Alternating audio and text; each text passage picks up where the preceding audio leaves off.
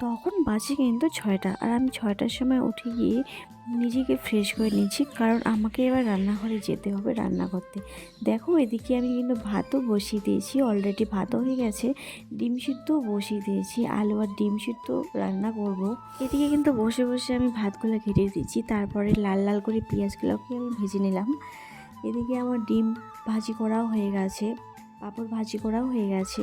তারপর দেখো বর কিন্তু আমাকে বিছনাটা গুছিয়ে দিয়ে গেছে। সব কিছু কাজ কমপ্লিট করে তারপরে কাপড়গুলোকে গুছিয়ে নিলাম, ঝুড়িটাকেও গুছিয়ে নিলাম, যেখানে আমি আমার আয়না চিরুনি রাখি সেই জায়গাটা আমি একটু ভালো করে গুছিয়ে নিলাম। আর আমার না খুব ভালো লাগে জিনিস গোছাইতে। তারপরে চলে গেলাম সোজা ঘরটাকে ঝাঁট দিতে। এত ধুলা কি বলবো, আমাদের ঘরটাতে এমনি রাব ঢালাই করা আছে, আমি আগে একটা ভিডিওতেও বলেছিলাম। তাই আর কি, ধুলার জন্য আমার ভালো লাগে না, ঝাঁট দিতে ইচ্ছা করে না। তারপর স্নান করার জন্য ওয়েট করছি, লাইন চলে গেছে তাই একটু রৌদ্রে বসে আছি। লাইন চলে আসছে, তারপর সোজা স্নান করে আমি ঠাকুর মশা কমপ্লিট করে তারপর আবার নিজেকে ফ্রেশ করে বসে পড়লাম বাদাম খেতে। বাদাম খাওয়া হয়ে গেলে আমি কিন্তু লম্বা একটা ঘুম দিয়েছি, তারপরে সোজা আমি সন্ধ্যার আগে উঠে গেছি। এবারে আমি কিন্তু সন্ধ্যাবাতি করবো। আর আমার ভিডিও ভালো লাগলে একটু লাইক কমেন্ট করে দিও।